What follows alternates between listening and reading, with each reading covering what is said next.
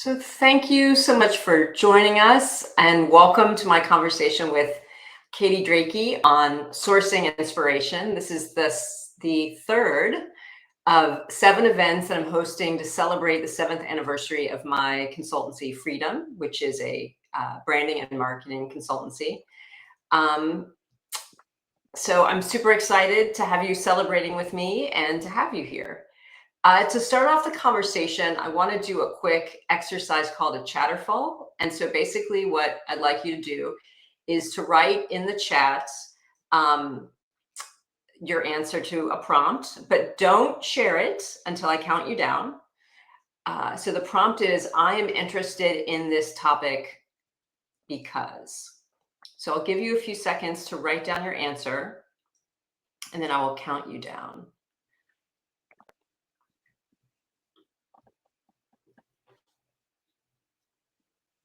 Okay.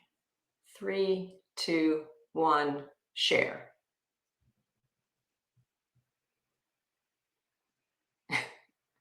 This has never happened where no one shared.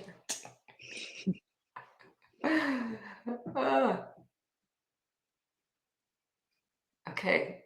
It's fine if you don't want to share. Okay, great. Here we go. Amanda, I've been in digital spaces with Leigh and Katie, and I'm always impressed with how creative you both are. Thank you so much. I like listening to people share their experience and knowledge and learning to source information for program topics. My consulting firm will offer. I'm working as a strategist, and you can never get enough inspiration. I totally agree. I'm a lifelong learner. I've heard great things about Katie, and I'm curious to hear from her.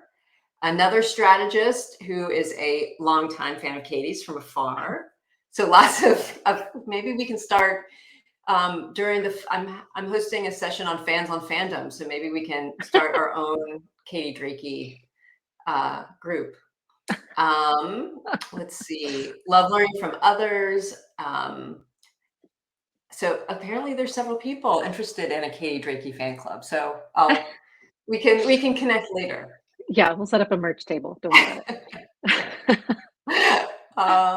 So as you know, I think in a lot of sessions you have these kinds of, I don't know, I always find speaker introductions can be kind of plotting. So I wanted to take a different sort of tack and share the 3 things that I find most interesting about Katie. And one is that she is an eternal optimist. I feel like everything that you share on Twitter or any sort of time I intersect with you, you're always looking for the sort of positive angle. And I think this is part of your role as a global innovation consultant, because you're really looking to find solutions as opposed to focusing on the problems, and solutions that will help the environment, people, and societies. And then secondly, Katie's worked at in 4 brands that I think have done some of the most interesting work. I know specifically your work on the maternity line for Nike, for example, is something that I've been using in a talk that I've been giving on inclusion, because I can think of, as someone who has been pregnant, tried to exercise throughout pregnancy, had weird reactions when I tried to do that, from my doctor to just people at the gym. To have a fitness and an athletic brand make space and accommodate pregnant women is incredibly powerful.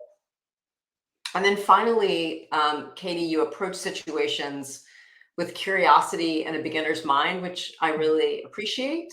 And kind of wrapped up in that is that you're highly attuned to cultural nuance. So I know you've lived and worked around the world, and I feel that just gives you such a global perspective to everything. And then how we know each other is, I think we both belong to an online community called Ladies Who Strategize. And I think that you just typed something in, a request or something, and I responded, and it led to a phone conversation. And then I'm sure I started following you on Twitter, or it kind of snowballed from there. So it's great to be able to chat with you again. You too. Um, I mean, I'm glad you suggested that first coffee meeting because it was one of those lovely ones where you're like simpatico. Like, we'll often even post about the same topic on the same day. Like we're kind of navigating the world with a similar set of goo goo goggles. So it's wonderful to yeah, be yeah, connected to you. yeah, exactly. So, um, I think one thing that always reminds me of you in my daily life is the number of tabs I have open in my browser, because I realize that you're single-handedly responsible, because I've literally maxed out the number of tabs Google Chrome allows. Like if I add any more, they disappear. So I think that's a testament to the kind of content that you're sharing. I think I usually find your content on Twitter, and that it's provocative in the best way.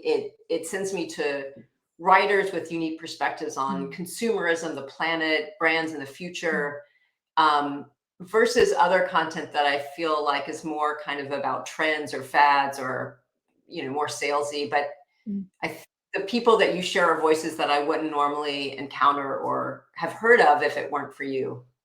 Good. So I first want to That's thank great. you for inspiring me. Oh, that's Um, great.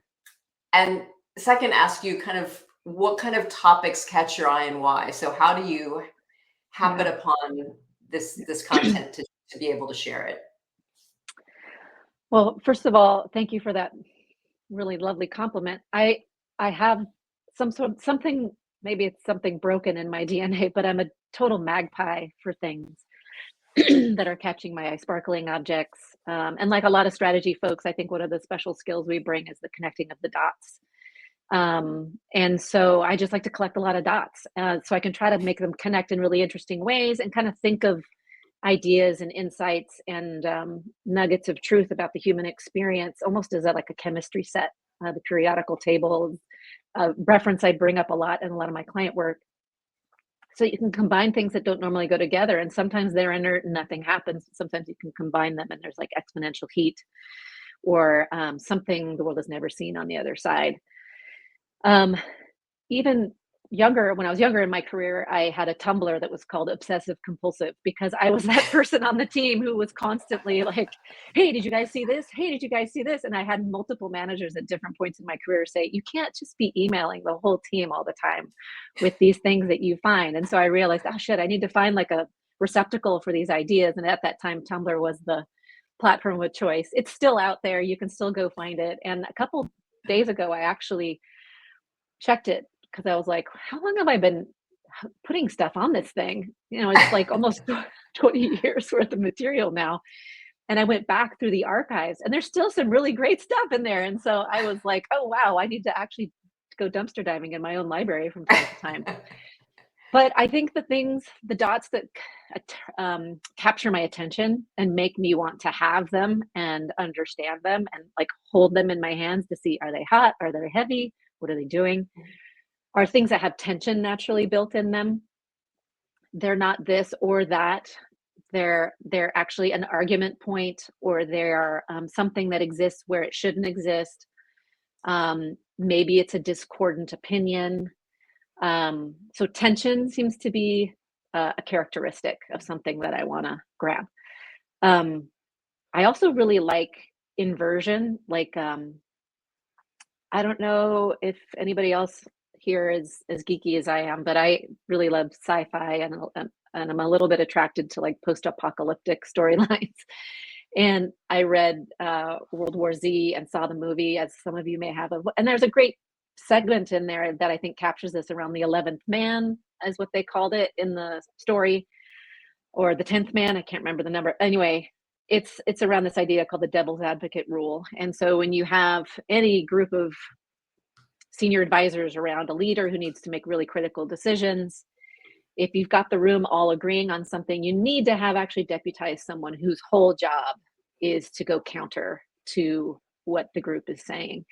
And that's actually their responsibility. It's their way of showing absolute commitment and loyalty to the cause, is to disagree and to chase down the wild ideas, because sometimes those wild ideas are actually what's happening. So those inversion spaces of like, everybody says this, but what if you go the other way? what kind of outcome could be created, what kind of world stuff, and you grab it and then you plop it into the modern world and you kind of look at it and go, well, shit, maybe that's actually a really great answer that we understood 2000 years ago and we just need to turn it back on, or there's some learning there. I like that all these things create something important. I think when you think about the chemistry set reaction thing, is they create optionality, because we see our world as a set number of options, and it's actually jobs of like McKinsey and all these others to like reduce the number of options and make decision making more simple and clear. But in a world that's a bit more chaotic and a bit more unpredictable than it's ever been before, I think optionality is really critical. And these kinds of data points will create optionality, and sometimes they actually create exponentiality, meaning if you're actually able to unlock that thing with this new sort of view on it, there could be a whole new suite of options that we couldn't even perceive of before, because suddenly now this is on the table and that is on the table when it wasn't before. So those are the ones that really grab me and are almost like magnetically irresistible to me. But then of course I'm doing a lot of what we all do day to day, because I need to pay the rent and all that stuff. And so I look for those somewhat already pre-approved sort of like concepts where I know a lot of like everybody's in the pool on this idea of Web3, everybody's in the pool about personalization, or where technology and healthcare is going, or whatever those big topics are. And I look to understand what are the main themes that are percolating, what are the conversations sound like, so then I maybe can apply some of these outside in tension points, inversion ideas, these ancient ideas, whatever the case may be, to challenge them and to stretch it. I try to keep people away from glomping too much. And the glomping needs to happen, because that's where like progress actually happens. People won't invest in this. There's mass and inertia. So you kind of don't want to screw up the inertia. You want to let it go. But very quickly, I'm trying to get in there and like pull it and stretch it, make it work for more people, make it continue to have the optionality it needs to have the long run. Because if you shut down all the options just so you can race ahead, you might be racing ahead right into a cul-de-sac. Yeah. Yeah. It reminds me of sort of the dichotomy between, that I think is created maybe artificially, between innovation and efficiency, right? So people, there can be a lot of focus on, well, we've got to be efficient because that's how business is done and that's how we get results and we make money. But what you sacrifice is really innovation, because if you're just focused on a way that you've always done something and you're constantly trying to optimize it, you're completely shut out from those kind of, I love the metaphor you use of kind of like chemical reactions that can be unpredictable and open up entire other worlds that you hadn't even thought about. Yeah. It also really hamstrings large corporations when it comes to innovation, because they are diametrically opposed to innovation, because they're rewarded in the stock market for their efficiency, their profitability, which means they're trying to shut down a lot of the wild cards to make sure the ship runs really, really smoothly. And so when you look at different brands who have managed to create pockets of innovation, oftentimes they're satellites or they're skunk works or they're slightly hidden, and then they're kind of rolled out every once in a while to blow people away and to figure out how to pull it into the body. And that transition period is really bumpy. There's a lot of turbulence. But I've had to wrestle with that a couple times in my past, and I used to really hate it. I'll be honest. Like, it used to really give me the heebie-jeebies, because you're taking the purity out of this amazing, innovative object, and you're having to like mainstream it, which, feels like you're breaking something beautiful. But I've also realized that compromise is necessary if you're going to get it to the people, especially if it's important enough that you get it to like the people at the, the scale end, particularly if it's for, the public good or what have you. And so those compromises then make a lot more sense. But I'm one of those naysayers that likes to keep things small and has a big belief in not everything should scale. And so I'm often that voice in the room that's like, well, why would we make it big? We're just going to water it down. Maybe it shouldn't be big. Maybe we should keep it small. Right. Yeah. I feel like that could be a whole another conversation. Scale. Because I feel the same way. Yeah. Yeah. Exactly. What is growth? Yeah. Uh, so what is inspiration to you then? Yeah. Why is it important? What role does it play in creating a vision for the future? And why do we need that? Yeah. For me, I'm really paranoid about being in a bubble. I'm really paranoid about having blind spots, and particularly in the way that the world has kind of unfolded the last few years, it's illuminated what blind spots can do systematically in society, how people can get left out when you don't have them in your even your peripheral vision. You don't see them as part of the equation. And so I'm really hyper focused, I would even say, since the pandemic on popping the bubble in as many different ways and in my life as possible. So I try to keep all my channels, my sensory channels open. I'm thinking a lot about, inspiration needs to be, for me, in the work that I do, it needs to have it needs to have perspective, and it needs to take in and include the unseen or the unviewable with the naked eye, which is sometimes like an emotional thing, or sometimes it's a unintended consequence. Sometimes it's something that happens, 14 moves down the chessboard. And I'm trying to feel these things. And so I intentionally do things like I need to make sure I'm getting the global point of view. Living in North America, it's really easy to just be like, "Bloop, everybody speaks English, and everybody goes to Mm. McDonald's and everybody watches such and such movie on lunch date." It's not true. And luckily, I've lived around the world, in Europe and in Asia, and even as far as New Zealand, not New Zealand, Australia, New Zealand area. And I actually have like kinetic understanding in my body of what it means to not know what the hell's going on in the United States. And it feels just fine. Thank you very much. Like you just don't know.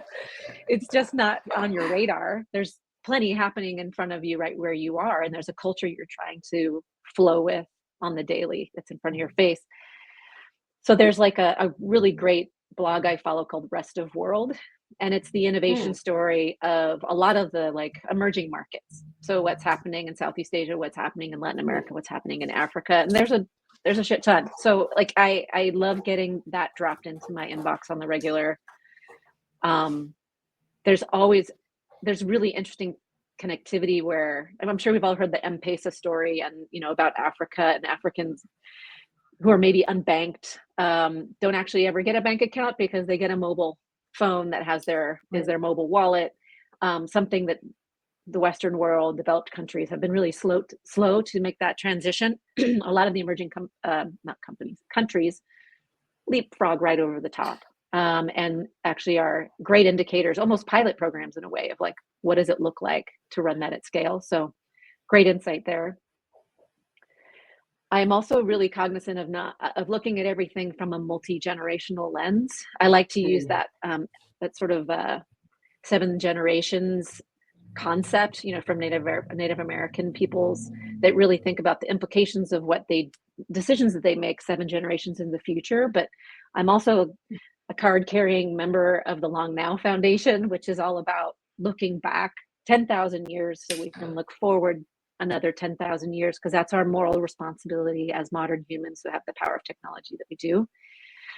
And I I'm also so aware of like everybody's talking about Gen Z, Gen Alpha, like everybody gets into these little niches, and there's really interesting synergies between the boomers and Z. Like they actually manage their money really similar ways, and they have different ideas about living off the land and having skills and knowing how to use your hands. And so I try to make sure that I pop all those little demographical bubbles as well, and try to stitch time. I mean, different companies have different clients of mine have different appetites for doing that. Sometimes they're like, "Hey, it's Q4. We got to, like," you're like, Right. "Okay."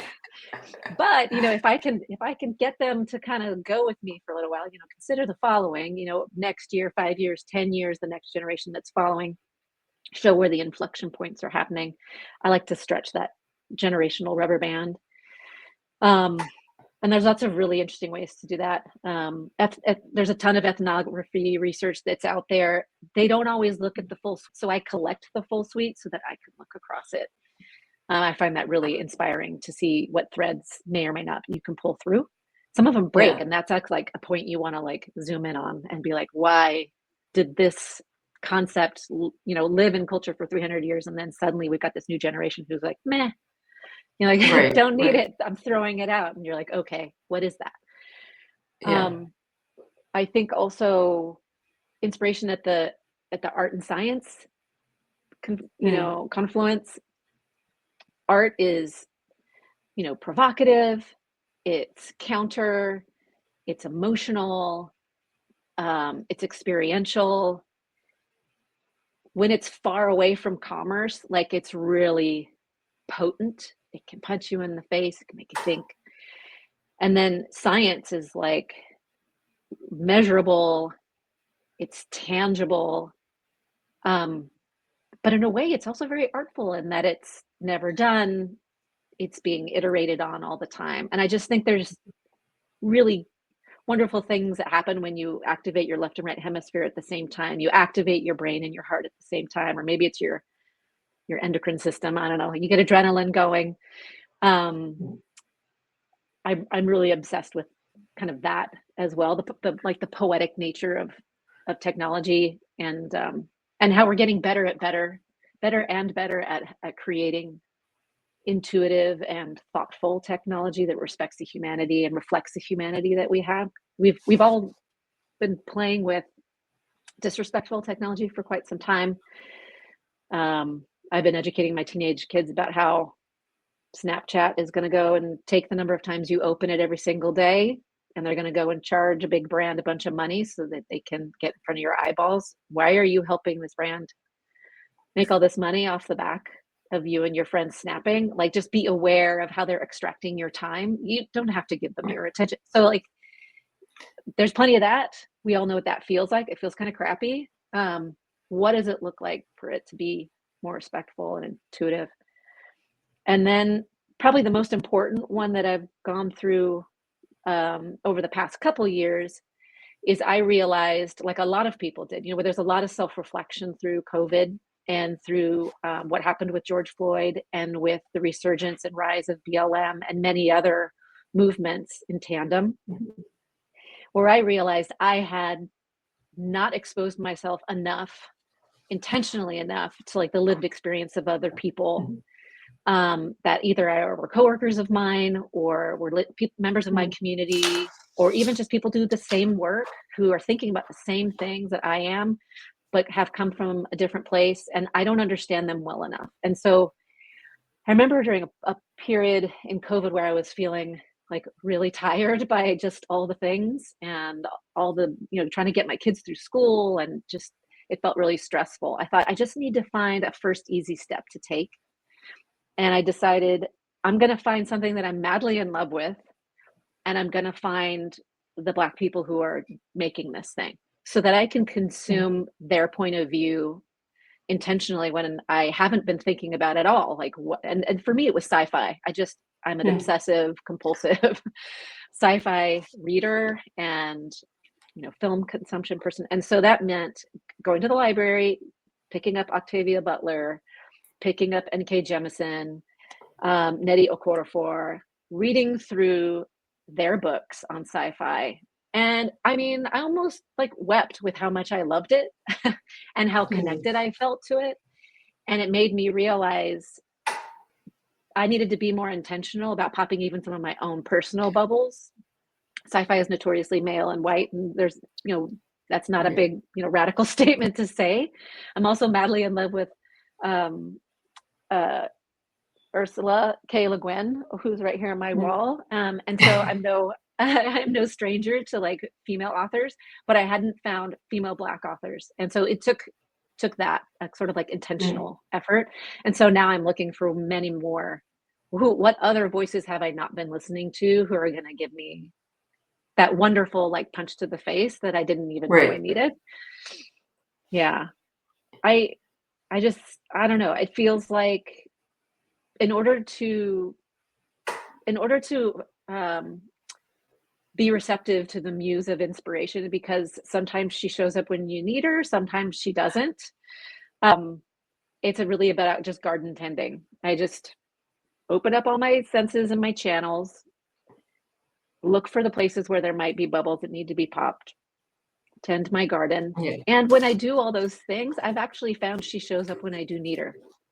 There's often times where I'm really Yeah. stressed against a deadline, and I was like, shit, if I could just find one more really great sort of like anecdotal example or a data point or like a voice that I could Right. pull into this document or into this workshop, and then it'll just be like, bing.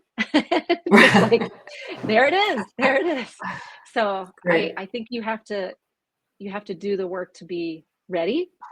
Um, and then the timing happens or it doesn't. But having that open energy certainly helps.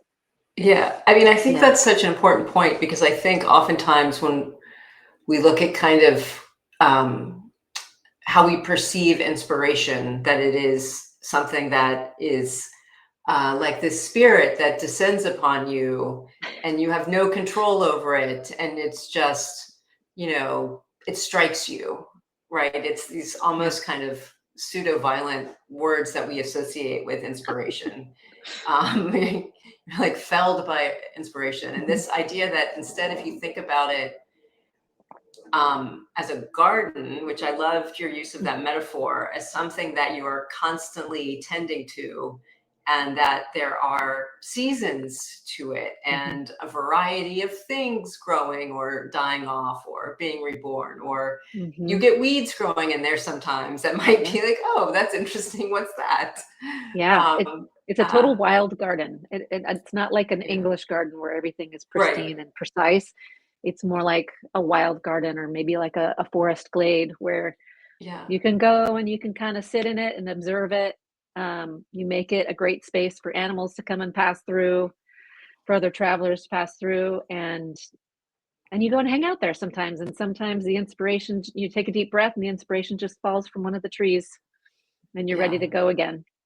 Yeah. Yeah. And also, I think what the way you described it also made me think of it as something like a habit, right? It's not that you Mhm. kind of are totally consumed by your work and then you stop and say, oh, I need a little inspiration. Let me go grab some, as though you're cutting, herbs from Yeah. a planter. But it's something that you have to do daily, about Yeah. reading daily, reading lots of different kinds of writers with different lived experiences from the past, from the future, from the present, different cultures, Yeah. all of those things. Yeah. It should hopefully feel pretty natural and something you want to do. But yeah, if you turn it off, Mhm. it also turns off. Right, It doesn't know how to find you unless you're, a beacon. Yeah. right, right. Hmm. Um, so one thing that you kind of mentioned earlier was the pandemic and how it kind of, I mean, I feel like it's still going on. It's still affecting us, and um, uh, just the world is a lot, right? We're still Mhm. living under a tremendous amount of stress, and that Yeah. when you get stressed, your limbic system goes crazy, and you kind of your thinking becomes more rigid, and you get anxious, and so it's really difficult to open your imagination and be creative at times of stress. So, do you have any sort of rituals or practices that you use that help you kind of stay open to inspiration and wonder? Um, I'm I'm classically poorly trained in the habit of staying unstressed. Like the majority of my kind of come up was through the agency world, which is basically all about keeping you in a heightened state of crisis alert all the time. And so That is a great single line definition of an agency, I think. you're just like, if you're not hyperventilating, then you probably shouldn't work here because this is what we do. Yeah. And I think I learned some really poor habits very early on in my career, but actually, luckily, I was, at least in my 20s, was able to do it well and was able to kind of move through it and grow up a little bit. Um, but I also worked in a really intense corporate environment at Nike in which it wasn't all that different. Like Mm. It's highly matrix, it's pretty political. Um, I found myself running at too hot a temperature there as well to really be my best. And I feel like I've only recently figured out the moments where I am at my best, what is happening, and then in being Mm. able to create that around me. And some of the little hacks that I've built for myself are some of them are like really tactical. And some of them are maybe just a little more, maybe some of them are kind of obvious. I mean, like I found an app during COVID, during those moments where I felt like it was just all gonna, be too much for me that day. It's called Pause and has a really simple 3-minute activity you do where the sound design of the app is really amazing. And you just place your finger on the screen and you slowly move it around, and it's beautiful. And for whatever reason, I don't know, for me, it's like a taking a piece of medication of some kind. Like I Mm. can literally feel my blood pressure come down. And there's been a couple times like where I felt anxious on a plane, or I felt anxious just in preparation of something that's going to happen the next day, and I can feel everything running at too hot of a temperature. And I go, okay, and that's the other thing. It's only 3 minutes. You can sit down for 3 minutes and you can do this. And Right. invariably, I feel so much better on the other side of doing it. It's also something that I sometimes think about doing and don't do, and I kind of roll my eyes at myself. But it's wonderful to know I have got a tool that works, and that's just a real tactical one. But I've also learned I'm much better in the mornings than I am in the afternoon. And so I want to create space in the morning. I got to try to move as many of my meetings as possible into the afternoon so that I can have at least 2 or 3 hours in the morning where I can take a walk, make sure that I get some light. I'm a seasonal affected type person, so I have Mm. like a special lamp for the winter, and light is really important to me. So I go out, get the blood flowing. Some of my best ideas come when I'm walking, so I've started carrying my phone so I can have a note open and I can just like tap in little ideas as they come, so I don't lose them. Um, and I would say nature has been Mm. my church for probably, well, as long as I've been alive, because I'm from Seattle and nature's just um, one of my touchstones. And when I'm feeling uninspired, I just go deep into nature. I work my muscles, and it's weird, something will happen. Um, eh, so I've learned to make spaces for these things. Yeah. And it's funny, you get a little bit older in life and you learn, yeah, I can do that for myself. I Right. don't, like when you're younger, you're like, oh no, I need to be on call. I need to be like checking my stuff, and I need to be responding to things. And who am I if I'm not working? But then you get a little older and you're like, I actually work really fast, really high level, really calmly. If I go for a walk in the morning, if I give myself enough rest, if I create some space. And Right. it's kind of dumb, but like I think it takes a while for each an individual person to figure out what that looks like for them. And I feel like I've finally gotten a Yeah. handle on some of those things. And it's made all the difference in the world for me. Like literally the last, I think, 18 to 24 months for me has meant completely different from the 10 years prior to Mm. that. Yeah, it's interesting because I mean, I think we both are independent now and had been in agencies. And, what I realized once I got some distance was I was putting everyone else ahead of myself, right? I was letting other Mm, people dictate what was important as opposed to making my own decision. And so once I realized, you have to put your needs first. It's like the parent putting the oxygen on to be yeah. able to help anyone else. And so even little things like this year we got a dog. And so I'm, walking her 3 times a day. And just, I think if we had got her when I was younger, I'd be like, oh my God, one more responsibility, one more thing on my list I have to do. And now it's just so delightful to be out. I mean, now the leaves are changing. So you can see kind of Yeah. fall, and it's rationally, I wouldn't have believed it, but by experiencing it, you can feel your blood pressure just Hmm. drop. And so automatically, to your point, ideas, your everything just softens and relaxes, and Hmm. things just percolate and come to the surface. Yeah. So it is kind of Yeah. about just getting out and moving Hmm. things that are Yeah. very simple. Doing what we're built for. Yeah. Right, right, exactly. Yeah. Um, on the event page for our conversation, I linked to the Overthinkers podcast where you Oh, had yeah. been a guest. And I really loved you asked some really provocative questions around brands, which were, do we have the right brands? Questions that I think kind of reflect what you were saying at the beginning of the conversation about kind of coming at things from other angles or asking kind of what if questions to explore Mm. possibilities that may not have even occurred to people. What would it mean for brands to do better, be more human, more ethical, more in balance with the environment? Mhm. I think these are, I was fascinated by these questions. I think they're extremely important, but you don't often hear brands asking them about Mm. themselves. Mhm. Um, so how could we inspire brands to embrace that kind of thinking? And Mhm. are there any brands that you think are embracing some of those questions and ideas? Yeah. I feel really strongly about this one. Um, Inspiration can come in many forms. Sometimes it comes in the form of painting a desirable, preferable route to take. Sometimes it comes in the form of fear. Sometimes you have Mm, to shake people up a little bit and you have to create not create, but illuminate burning platforms that are existing. Having worked in two really large organizations, Adidas and Nike, but also worked on really large organizations like Google and Adobe and who else is big? Coca-Cola. Um, the inertia there is so significant, and the structural, to our earlier point, they're structurally built for efficiency. Um, Change is hard. Change means like literally breaking rigid parts of the organization.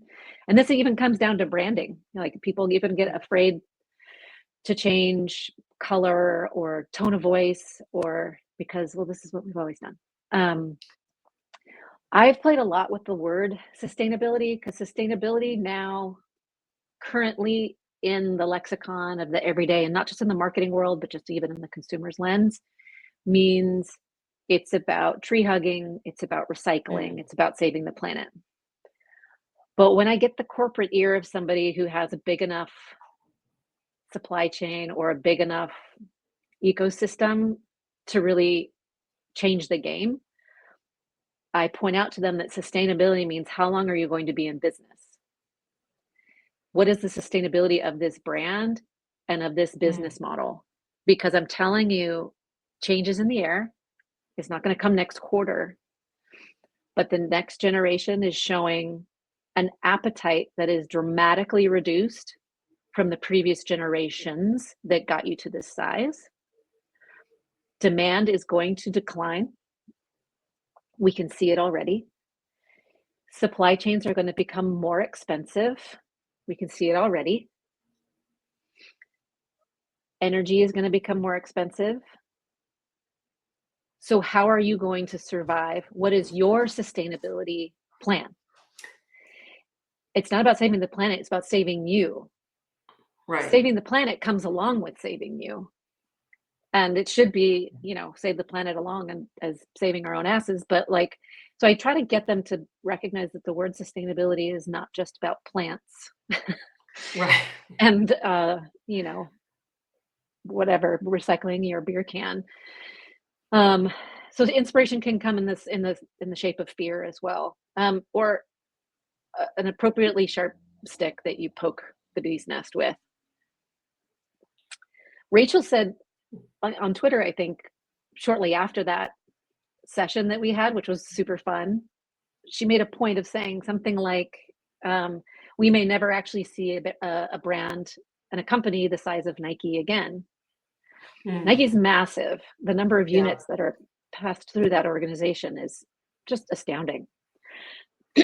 And Nike, like many of the footwear and apparel industry right now, they're experiencing massive amount of inventory that they can't flush through their system because there's a recession and consumers are pulling back. And if you're a brand that has shifted into DTC, your distribution points have been reduced. So your ability to flush product through the system also gets inhibited. So we're also seeing just a moment in this time right now where that idea of like, this is not a sustainable model for people who are pulling back. I I think I think what she said is right. And I would actually like to not see any more brands the size and scale of some of these mega brands that we have. I think they've actually continued to create the delta between the haves and haves not, the wealthy and the not so. And they're also creating a lot of FOMO and seasonal newness that is just completely not necessary. Um, I think there's the magic to be found right now is in the mid-sized companies who are waking up to this idea at the same time as the big guys and who have not maxed out. They maybe haven't gone global yet. And so their footprint is localized either in the United States or maybe it's in Europe or Asia. So they're not overstretched in their supply chain yet. They maybe haven't maxed out their potentiality in terms of types of things that they create. And so they're still in their sweet spot. They're still in their origin story and they're sort of like vortex of awesome. And the question I've been trying to wrestle with is really what is the ideal size for the next chapter of business? I don't think these big mega things are it. I actually think a lot more mid to small sized things that give people options and the best possible product they could ever find for the specific thing they're looking for. You go to Amazon and you see like, 2,000 different widgets, across 20 pages, and they're all about 79 cents. You're just like, where did all this come from? Like, Yeah. Isn't there like one or two companies that can do this like amazingly well and then we're good? So I understand the idea about competition and all of that, but that's not sustainable either to have all of these people pumping Right. out objects into the world. So I'm kind of excited about that. There's a brand called Early Majority who is really leaning into this idea. The founder, her name's Joy Howard. I think we may have even talked about this before. I've certainly they're a darling of mine. And Joy's fantastic as a human. I've actually invited her onto several panels for some of my client innovation workshops. And she is running an incredible new idea. She's building in public. She's building on Web3 principles. She's also, more importantly to me, she's building on the principles that this should not be about SKU proliferation. This should be about creating a community of believers and people who need what I'm making, and I'll make to the size of the community, and we'll be done.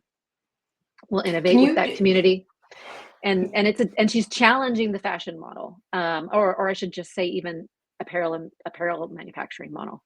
Yeah. Can you, for people who don't know Early Majority, can you just kind of give a brief overview of what it is? Because it's so fascinating to me.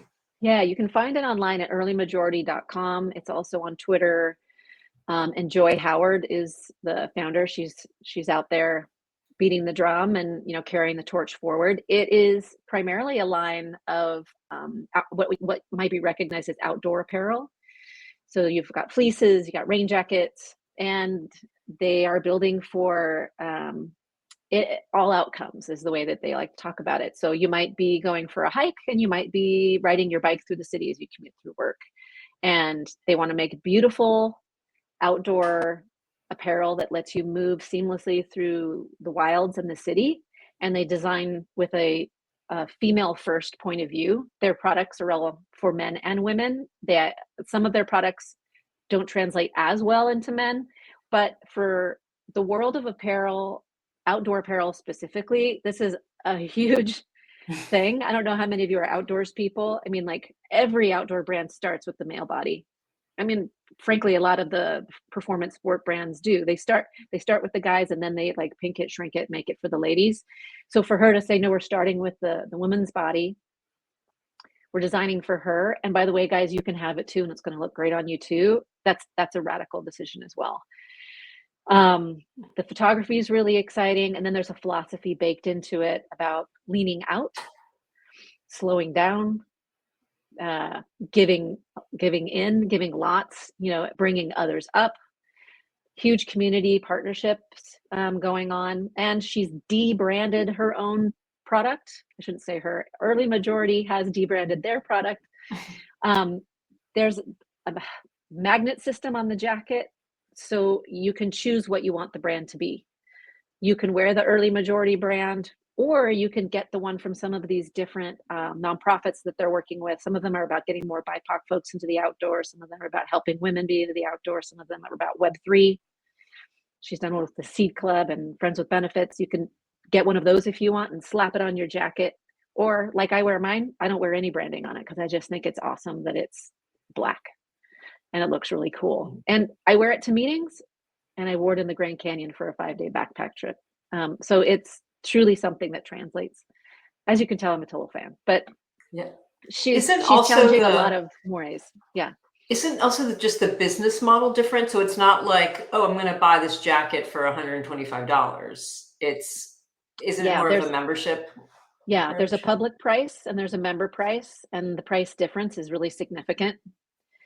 And for folks, they recently did an NFT drop where if you are now an NFT holder, there's additional utility that's been built into the relationship with the company. One of the first things you get to do is build a bespoke piece of product with their product designer for you in the decisions that you want. They've identified the product. They couldn't make it anything, but they've identified a single product, and then you get to build it with the company.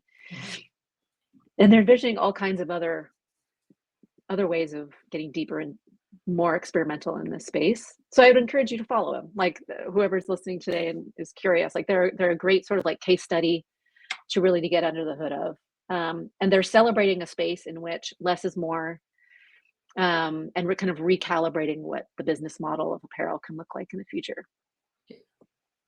Yeah. Well, great. That's such a great, I think, sort of brand and case study to end a conversation around inspiration with, as the kind of view into the future of what brands could be, business could be, what growth is like, what community could be, all of those things.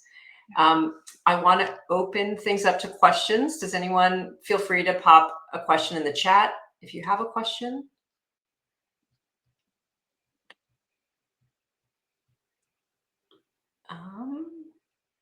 Okay.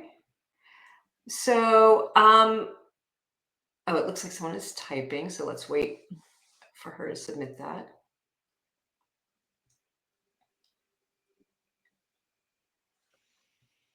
Maybe I should just speak aloud. Oh, you know what? That's a great idea. I love Thank you. the majority example. That's so awesome. And I think as strategists, we have this new task on us to help push our clients in the right direction of helping to create a more sustainable and circular. Do you have other examples that we should look to help push our clients in that direction and show them that, like you said, saving the planet is also saving your business? Let me see. There was one I was looking at the other day. There's the one that Leigh, I noticed you posted about early today about the train example, which I thought was really an interesting sort of like twist on that. It's a campaign that came out from Mother, and it focuses on how the train is so much better for the planet than for airlines. I noticed an airline business in Europe, I can't remember which one was it, maybe Air France, was making a commitment to no more short haul flights. They were going to basically cut off the short flights and double down on the long haul flights. And that is how they were going to make their business more meaningful to people and reduce useless or just like, I don't know, what am I trying to say? Like wasteful expenditures of carbon and resources. There's one other example I was thinking of. Let me see if I can find it really quick. Oh yeah, this one was actually a case study that Early Majority shared themselves. It's a brand called 10C, which I hadn't heard of. It's men's jackets. And it started kind of as a concept, like a forever collection that consisted of 7 jackets in a tech fabric. And it was meant to be, hey, there's 7 things and they're the ultimate in each of their designs. So there was like a fishtail parka, there was a deck jacket, a smock, field jacket, etc. And their launch was like, that's it. We've made it the best it'll ever be. We don't anticipate changes. It's not like next season it'll be blue and next season it'll be gray. And the company ran successfully for years. It was the same 7 jackets in the same tech fabric in the same colors over and over. And the idea was that you bought this ultimate jacket, you wore it for life. The company ran into a couple problems though. One was that the fabric was super special. It was slightly rigid. It was soft. It had some water resistance built into it. And they had exclusive rights to it for years, but then the Japanese mill that created it started also selling it to Timberland. And so this cut into their, excuse me, into their advantage. Secondly, stores and consumers started to apply pressure because, you know, real estate's expensive. Stores need customers to keep coming back. They start demanding newness. And so they started putting pressure, you know, you need to give us new items or we're going to drop the line from our stores. And so to stay on the shelves, they had to innovate. They had to create some new outerwear designs, some new fabrics, maybe some knits and tees. And then it started to look much more like just a regular brand. It's still really good, but the original concept is so pure and so special, this Forever collection. I feel like that's a great idea that has more legs and could come back around again and should come back around again. And honestly, if I were to create my own brand, I would want to create something like that, that has the intention of making things that last for a really long time, and that it has a very slow metabolism and finds other people who are interested in living that slow beat with them. It doesn't mean, just because you don't have a new color every season doesn't mean that you're asleep at the wheel. There's a lot you can do outside of the product itself to continue to flourish your community and to proliferate your point of view. Yeah. That made me think of, what is the jean company in the UK? Yeah, I don't know how to say it. Is it Hoot or Heat or? Yeah, Yeah, one of those. I don't know how to pronounce it correctly, but yeah, they take a similar approach. Selvage jeans, handmade, like no manufacturing, you know, in Vietnam kind of thing. It's like people with a sewing machine. You get to know the name of the person who's made your jeans. They're priced for the amount of craftsmanship that go into them and the high touch, but they last forever and they've got an incredible philosophy. And then they run a conference called the Do Conference, I think.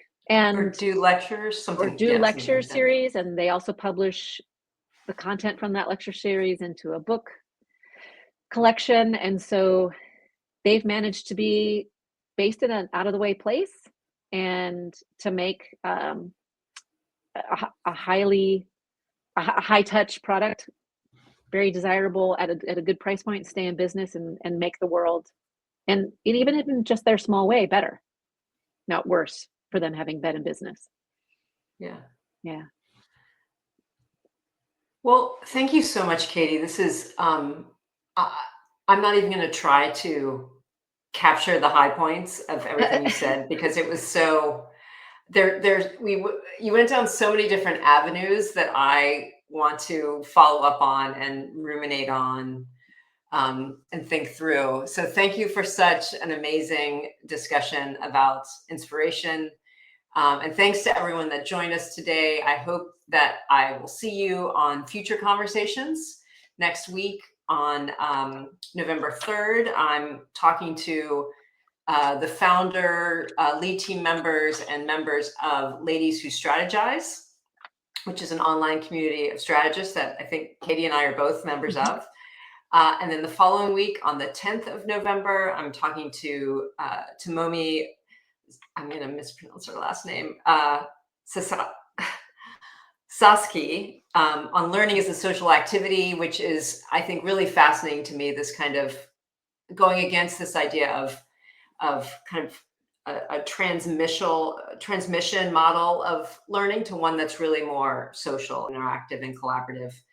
And then in December, looking towards December, which I can't believe I'm saying that, I'll be talking about fans on fandom with the Chaim fandom, of which I am a passionate part of.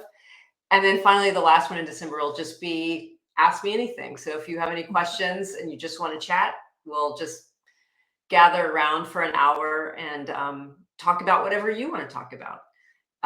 So thanks so much, Katie. Thanks to everyone. And hope to see y'all at future events. Yeah, it's my pleasure. Good to see you all.